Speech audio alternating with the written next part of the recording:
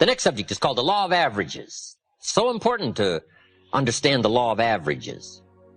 The law of averages in a personal sense is very simple. Here's what it says. If you do something often enough, you'll get a ratio of results. It's important for leaders to understand ratios. Because if you're working with people, you got to have some charts. You got to know ratios. You got to be able to evaluate your own performance, their performance. Ratios. What do we mean by ratios? Well, let's say you're in sales, you join a company and you start representing the product or the service. And you're first getting started, you talk to 10 people. 9 say, no, I wouldn't care for any. 1 says, yes, I'll take some. We call this your opening ratio. You say, well, that's not too good a ratio. Well, it all depends. Okay? But it's your opening ratio. So at first, you don't worry about what the numbers are. At first, you just get some activity going. Now, we call this very simply 1 out of 10. Now, here's what's very exciting about dealing in ratios. Once a ratio starts, it tends to continue. Now, this is some things leadership needs to know so that you're not frustrated. If you talk to 10 people, 1 says yes. If you talk to 10 more, chances excellent, you'll get another one. If you talk to 10 more, chances excellent, you'll get another one. It's uncanny. I don't even know how it works. All I know is it works. There's a lot of things you don't need to know how they work. Just work them. Right? A lot of people are studying the roots. Others are gathering the fruit. I mean, it depends on what end of this you want to get in on. It just works. It's a fascinating subject, the law of averages. Okay? Now, once you know that your ratio pretty well is in there, 1 out of 10, now you can start to compete. It is so important to compete, to test your skill against someone else's skill. What someone else can do is a pretty good insight in if you stretch what you might be able to do. So competition is a very healthy thing. Now, you've got to be very smart here. If you've been with this company, let's say a long time, and you've been there so long, you're so good, you can get 9 out of 10, and I just joined and I can only get 1 out of 10, if we have a 30-day contest as to who can get the most to say yes to our product or service, if we have a 30-day contest, you and me, even though I can only get 1 out of 10, I will win. You say, well, I've been here a long time, I can get 9 out of 10. How could you possibly beat me? It would be very simple. Now, it might not be easy, but it would be very simple. During the 30 days, since I understand now these ratios, during the month, while you talk to 10 and get 9, I will talk to 100 and get 10. So that at the end of 30 days, you got 9, I got 10, I beat you. Isn't that clever? Let me give you a scenario here. If you're bright, what you do if you're new, you make up in numbers what you lack in skill. This is called helping people with the numbers, helping people with ratios. Someone says, well, I can only get 1 out of 10. Say, that's got nothing to do with competition. But if the new person is so clever to make up in numbers what they first lack in skill, I'm telling you, you can compete even though you're new. The key is to be bright enough to understand ratios. Here's the next clue. Ratios can be increased. You talk to 10, get 1, talk to 10, get 1, talk to 10, get 1, talk to 10 more, get 2. Why would about the 4th time you talk to 10, you get 2 instead of 1? You're getting better. Key question, who can get better? Answer, anybody who tries. All you got to do is put together the numbers. Right? Your brain is as good as anybody else's. Your chances are as good. All you got to do is find a way to put out the extraordinary effort to do an ordinary thing extremely well.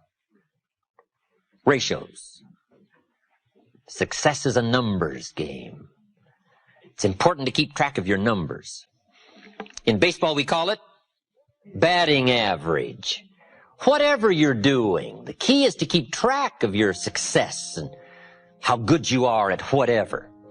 Someone says, well, I'm not very good on the telephone. I'll tell you how you can quickly cure all that, is get on the telephone. I'm telling you, you can get better at anything. All you've got to do is attempt it and try it and start putting a string of numbers together and keeping track and understand your own ratios. I teach a very simple sales course. Let me give it to you in 3 points. Number 1, talk to lots of people every day. It's a simple sales course. Number 1, talk to lots of people. Isn't that simple? It's a numbers game, especially if you're new. And here's what's exciting. There's lots of people. You don't have to worry about people. So just talk to lots of people, even if your presentation is very poor. If you put the numbers together, I'm telling you, something will happen. If your presentation was so poor, you went around every day saying to everybody you could meet, you wouldn't want to buy anything, would you? Sure enough, somebody's going to say, well, maybe I would. What are you selling? I'm telling you, it's just about that simple. If you put the numbers together, if you talk to lots of people every day, two things will happen. Number one, you're bound to make sales. I'm telling you, some people buy for the strangest reasons.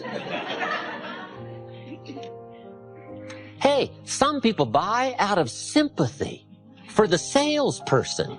I'm telling you, you can find some people that'll buy out of sympathy. They don't want to see your kids starve. I'm telling you, if you'll talk to enough people, some people will buy out of sympathy. So part of success is, look pitiful to enough people, right? I'm telling you, somebody will buy. And why? It's because of ratios. It's because of numbers. Now, you can have a much better presentation than you wouldn't want to buy anything, would you? You can get a little brighter than that. But if you start just that simple, it's simple. Somebody says, where do you start? Anywhere. It doesn't matter. If you're in sales, walk outside, find you a rock, throw it up in the air. Wherever the rock comes down, start right there. That's a good place to start. Anywhere. The next person you see, say, sir, you're the first man after the rock. And that'll get a conversation started. I'm telling you. They may back up while they talk, but something will start. And the reason is understanding the numbers. The numbers, you don't have to be so cleverly skillful. All you got to do is be bright enough to understand that numbers can make up for lack of skill to begin with. And if you're in a leadership position to help people, help them with their ratios. Say, John, let's go over these numbers one more time. How many calls? Who did you talk to? Okay. So that's my sales form. It's very simple. Number one, talk to lots of people every day. You're bound to get better. You're bound to find somebody. Number two, be real nice. When the weather isn't, be real nice when people aren't. A big part of presentation is attitude, personality. And third is simple. Give good service. Write all the notes most people don't write. Do all the extra things most people don't do. Call them before they call you. Service leads to multiple sales. If you'll take good care of somebody, they'll open doors you could never open yourself. They'll take you by the hand and share you with people that you never thought you could reach. There's a unique story in the Bible. It's called the parable or the story of the sower. S-O-W-E-R. The sower in the ancient days was the person that planted the crops. Very simply. They got the ground ready, and the sower with a bag of seed would walk across the ground, sow the seed. That's how they got the crops going. And it's a very fascinating story, and it's got a lot to say, and it's got a lot to say about our subject called the law of averages.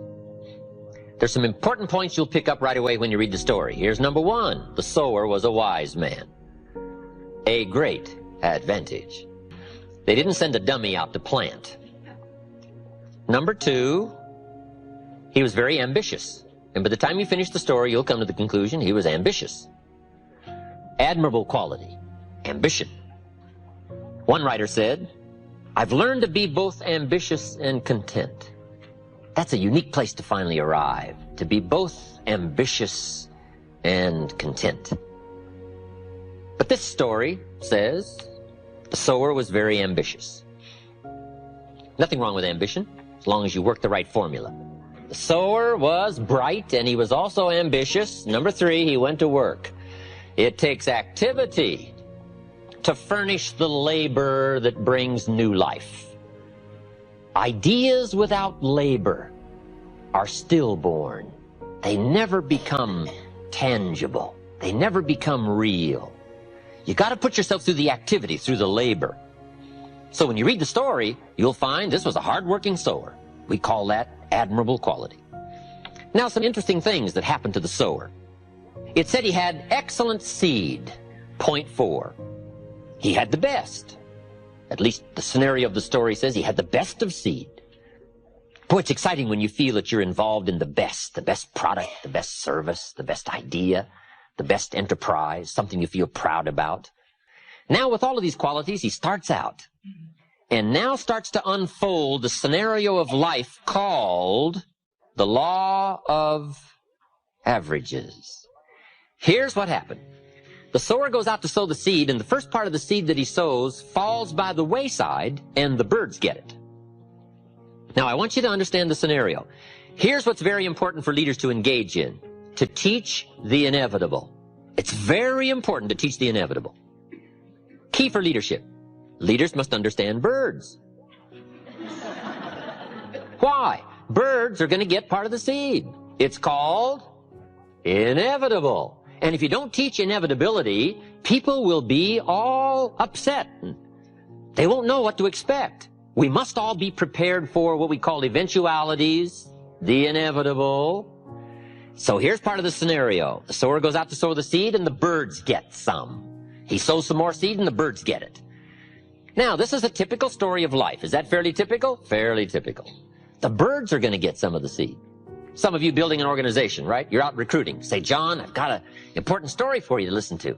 Could be the change of your life, earn some extra money, or make it a full-time venture, whatever. But come and take a look. And he says, well, I think I'm ready for something like that. Thursday night, I'll see you, and let's go through it all. You say, wonderful. Comes Thursday night. John isn't there. You say, where is John? The birds. The birds. The birds.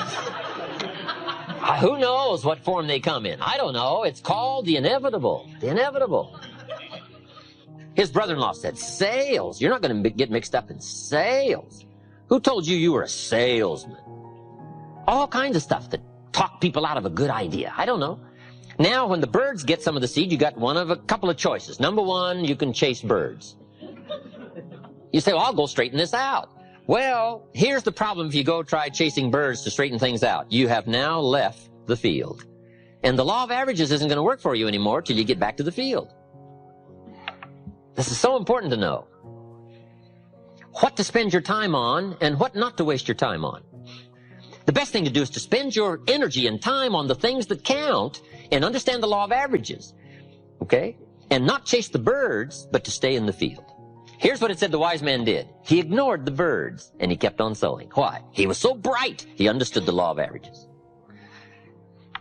Now here was some more of his experiences. Now he keeps on sowing the seed. Now the seed falls on rocky ground and the soil was shallow. We call this inevitable. I don't know how to miss this. This is called the stuff of life. It's so important to understand the seasons and the stuff of life and the ratios and the inevitables. This is so important, especially as a leader, so that you can help people through understanding how it is. And it said this time the seed takes root and the little plant starts to grow, but the soil is so shallow that the first hot day, the little plants wither and die. You say, wow, what a disappointment. Well, sure, you're going to be disappointed.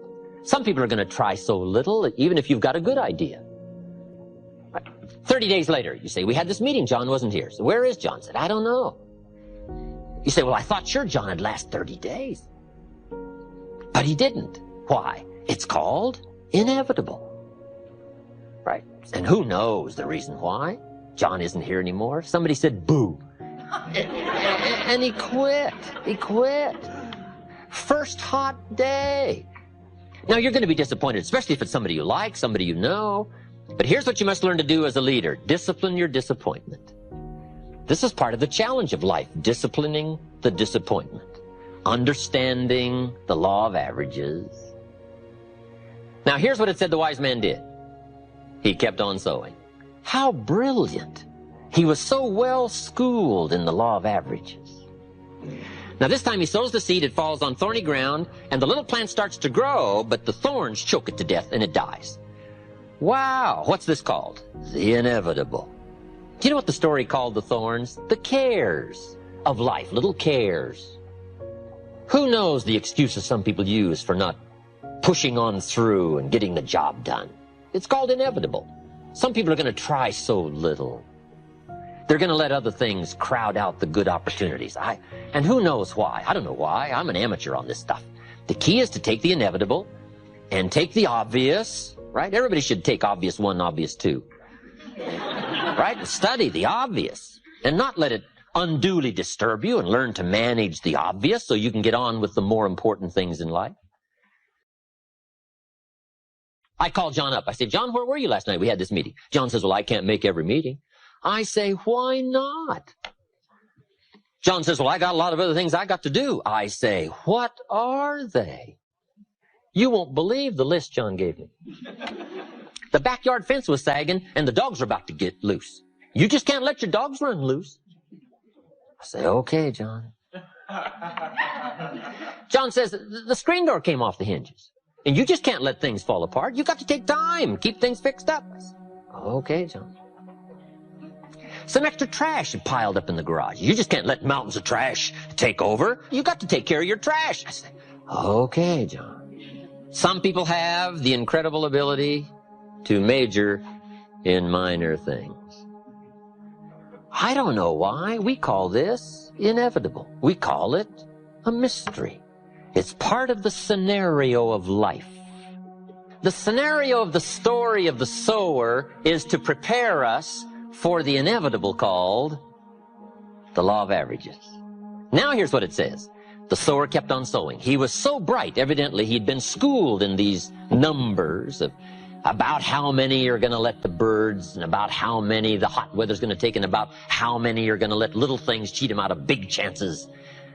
He must have gone through the school because he understood. He kept on sowing. Now here's what it says. The seed falls on good ground. Let me give you a promise as a leader. It always will.